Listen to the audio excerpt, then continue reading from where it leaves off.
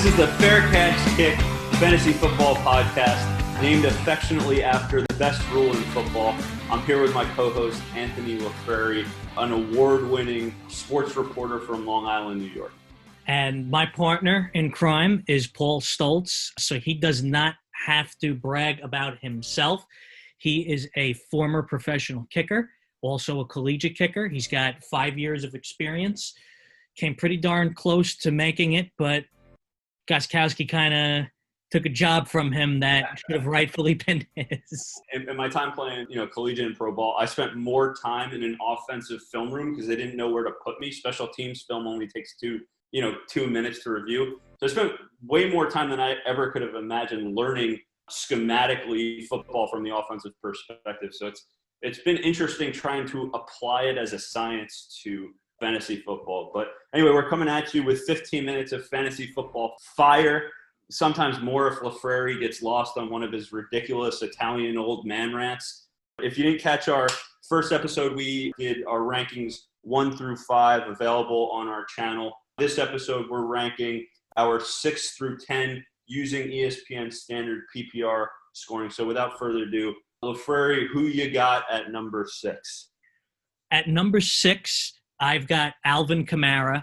I know he's a bit higher up on most draft boards. I kind of feel he belongs in that 6 range. I feel the 4 backs I had ahead of him were just more of sure things than Kamara. However, I do feel he could be a great bounce-back candidate. In that offense in New Orleans, there's nobody outside of Michael Thomas I particularly like. I could kind of see Kamara, as a result of everything, falling to the end of the first round, and that's where you pounce. And honestly, I think the best thing that could happen to him is maybe he gets replaced as the starter because, let's face facts, Sean Payton is screwy with his running backs. He never likes to give the best back in his offense all the carries. He likes to spread the wealth.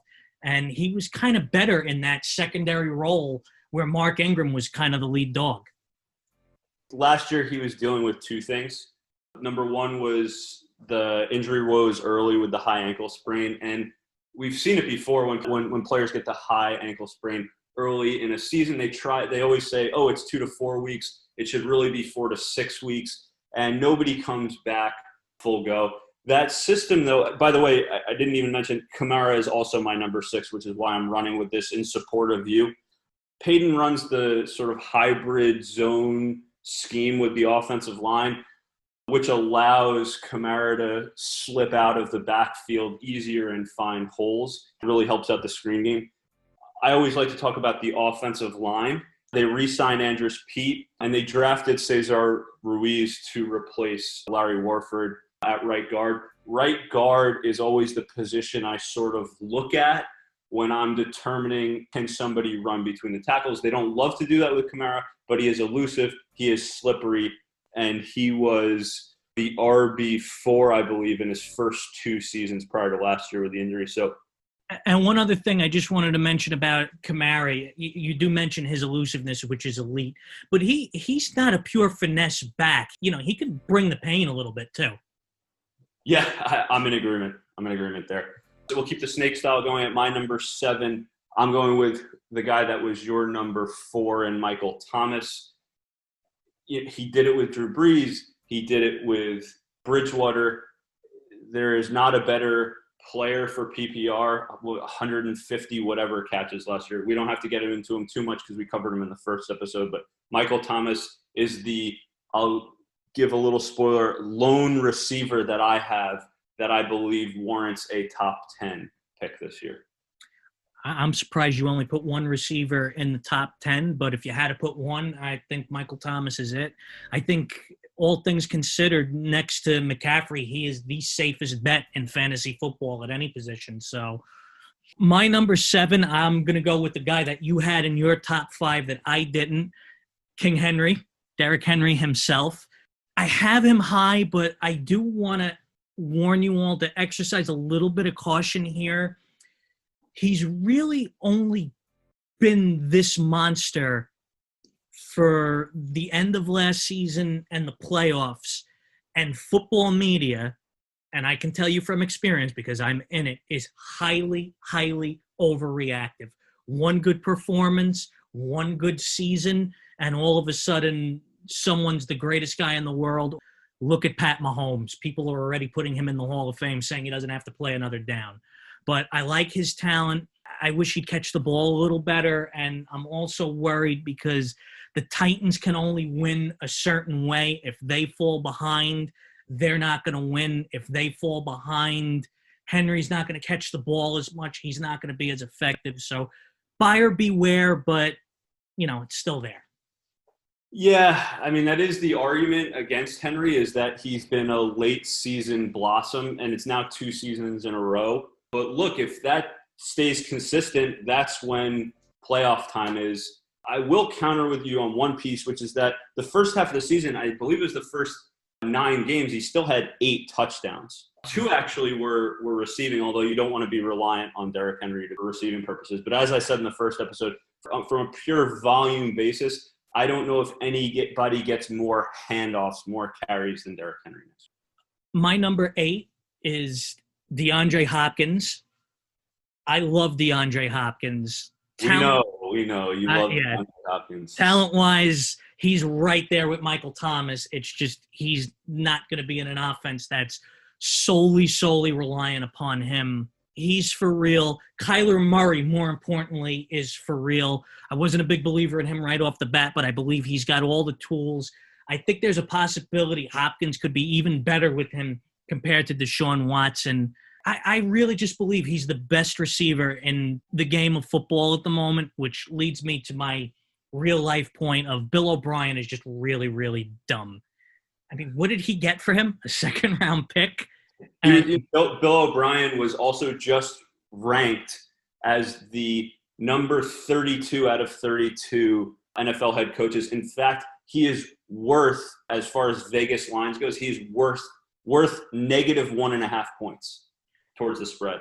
It should be more. I'm surprised it's that much. And quite frankly, if I were Deshaun Watson, after he allowed Hopkins to be traded, I would have went right into the owner's office and I would have said, O'Brien's going or trade me. It's him or me. You got to make up your mind. He can't win in the playoffs. He's mismanaged the roster.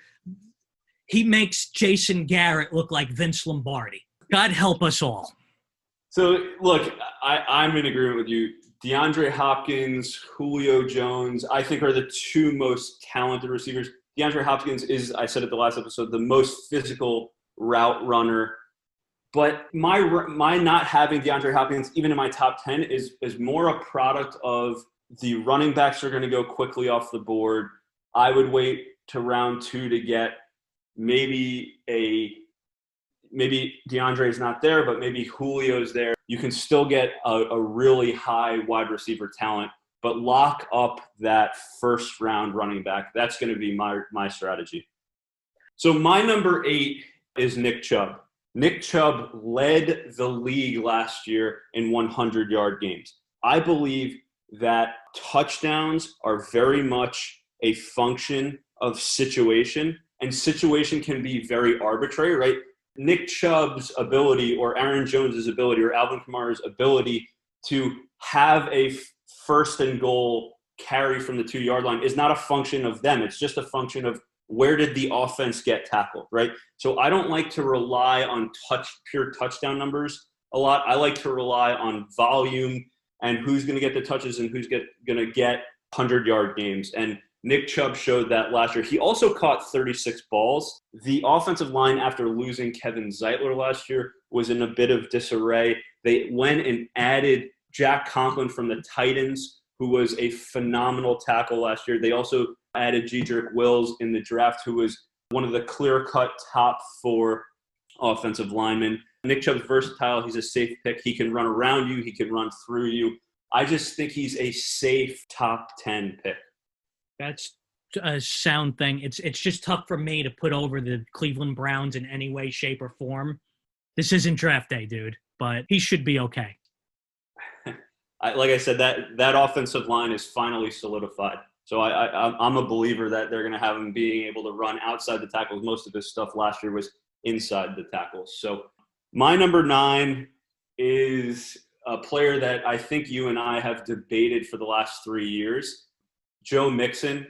I think he is absolutely all-world talented, but he made me look like an absolute moron last year, where it took him 10 games to find the freaking end zone. I think he did catch a couple touchdowns, which you shouldn't rely on because Gio Bernard definitely took over that third down role last year. When Zach Taylor made adjustments to the offensive line last year, around week 10, Joe Mixon was the RB3 in the final 7 weeks. The other element of this is that Jonah Williams, who was their first-round pick last year, was out for the entire year. He was supposed to be their starting left tackle. He is being slotted back in. They're saying that he's healthy. Bobby Hart is a problem at right tackle, and I don't mean a problem in a good way. I mean problem in I don't know if he can block anybody coming off the edge. But Eric Flowers. Oh, God, don't even get me started on Eric Flowers. But Joe Mixon is an all-world talent, and few people show more patience and burst through the holes. Well, you're going to be surprised, buddy, because I put Joe Mixon at number 9. I'm not going to go much into it. I know you did a really good job summing him up, and just to mention how frustrating he was last year, Paul and I were in a league together, partnered up. We made it to the finals. We were sitting – what were we, at pick 4, Paul? Not 4. I wouldn't have made you take him that early, but I definitely pushed on you. Yeah, it was late. It was late. I think it was pick 8 in a 10-team league, and Zeke was there, and I was pounding the table for Zeke. I was like, he's going to report, dude. You got to trust me. I know what I'm talking about. And Paul won out, and we got Mixon, and we took a lot of chances. Ironically, the one chance we didn't take kind of bit us in the hiney there, but we still got to the finals. We still collected some dough. Mixon can't be any worse than he was last year. That, I suppose, leads us to my number 10, Davante Adams. What other receivers are there in Green Bay? Is Geronimo still there? Geronimo Allison. Yeah, I mean, the guy I like in Green Bay is Alan Lazard. He's 6'4". Rodgers likes to throw a bit of a jump ball down the field. But, look, he's a far second to Davante Adams. That's my point. Nobody else can catch the ball in Green Bay. It's like Davante Adams, and Davante Adams are Aaron Rodgers' 3 main targets. Maybe Jordan Love. I honestly don't know. But I will tell you one thing, speaking of Jordan Love, be prepared to see him sooner than you think. Maybe not this season, but definitely next season. I think we're going to see Jordan Love. But as far as Davante is concerned, I honestly don't care. The guy is an elite talent. He's going to probably get the second most targets in the NFL behind Michael Thomas. I kind of put him talent-wise, somewhere maybe a little behind Julio Jones. Julio's probably a little better, but Julio has Calvin Ridley to contend for targets, and Adams doesn't. So I'm going to put Davante Adams ahead of him. Yeah, again, I can't argue with Davante Adams. He's one of my favorite receivers. I drafted him actually in the first round of one of my leagues last year. Talent-wise, he's a top 10 to 12 talent receiver, but because he's in the Aaron Rodgers offense, he is my number 2 or 3 receiver that will be revealed on a subsequent episode. I can't argue with it. My only argument is I think running backs get thin too quickly, so I'm keen on taking a running back right up front and then waiting on a second or third round wide receiver. That's fair. And just one other point I want to make is Aaron Rodgers should thank his lucky stars. I used my weekly rant on Bill O'Brien, but Aaron, your day is coming. I assure you, you are going to get the full-blown Lifrieri rant soon enough. My number 10 is Josh Jacobs. Josh Jacobs had 1,150 yards in only 13 games last year. So he would have projected to be the 3rd leading rusher, maybe 2nd leading rusher with a full season under his belt. The Raiders' offensive line is returning all 5 starters. That is, as a team that has been in so much disarray over the past several years, the offensive line has generally been at least somewhat of a strong point. They've been pretty consistent. Richie Incognito isn't exactly known for being a consistent player, but he definitely knows the game and keeps everybody fired up. Josh Jacobs reminds me of sort of an early career Doug Martin with more power, and he has a little bit more of an ability on the goal line and between the tackles than Doug Martin did. But I like Josh Jacobs as a second-year guy to really break out into that true first tier of running backs this year. Well, I think that's a pretty bold strategy, Cotton. We'll see how that one plays out.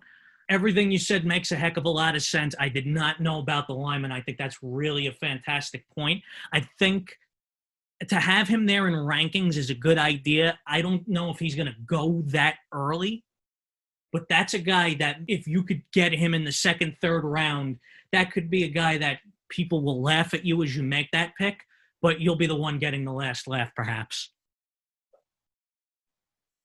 All right, well, appreciate you guys tuning in. Next episode is going to be our rankings 11 through 15. We're going to do 11 through 15, 16 through 20, and then we're going to transition over to quarterback rankings. And before we sign out, I would just like to mention to follow us on social media. We have an Instagram and Twitter account called FCK Podcast. And you also might want to plug the website we just started that you toiled into the wee small hours last night building from scratch. So we do have a website now, www.fckpodcast.com.